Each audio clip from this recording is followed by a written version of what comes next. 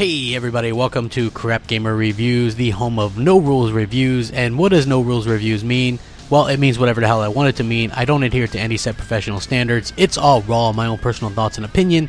And if you don't like it, hell, don't watch. Nobody's forcing you to, punk. So anyway, today I'm going to review Drawn to Death on the PlayStation 4, an exclusive game on the PlayStation 4 from the acclaimed director and creator of such games as Twisted Metal and the God of War franchise. This is sort of a different type of game from him and his new indie studio or whatever.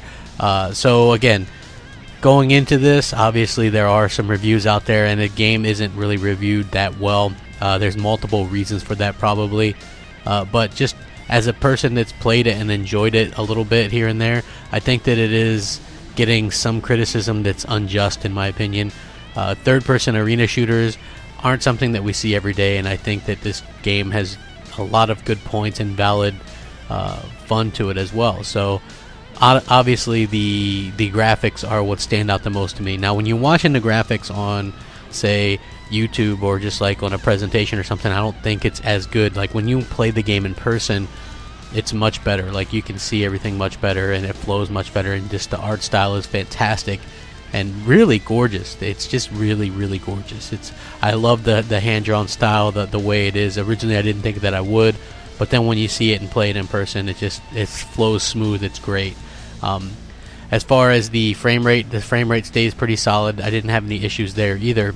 The gameplay actually it's obviously an arena shooter, and it's basically takes place in this teenager's notebook, and he's just sketching all this stuff, and so that's what happens.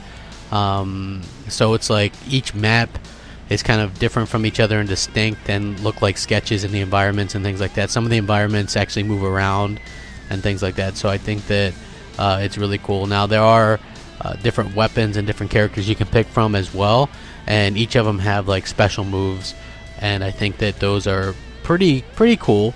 You know, the problem that I have is it takes a long time to actually get into a match. No matter when I try to play, it always seems like it has trouble finding a match.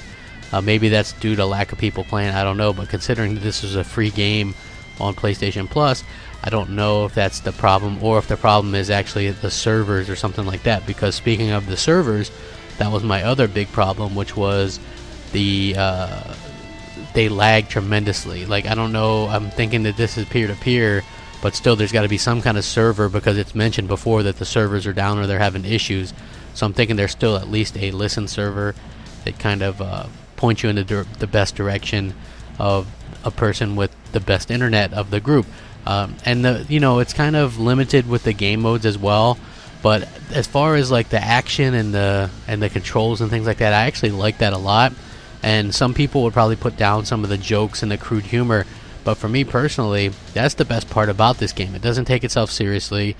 It acts like a teenager would, you know what I mean? That's what's so good about the game, in my opinion, is that it's crude. And when you go back to being a teenager in high school, drawing in a book because class was boring and you're cussing and all this stuff, and it's cheesy jokes and bad jokes or whatever, but nowadays you have to remember we're in this situation where people get offended by absolutely everything, and this game isn't going to be for them. But if you just like to have kind of the old school arena shooter kind of fun, then I think that's what this game is. There's different like power-ups, and it's a frantic, fast-paced game that's fun to play with friends, but there's no single player, so there's very little as far as the expanse, as far as the content.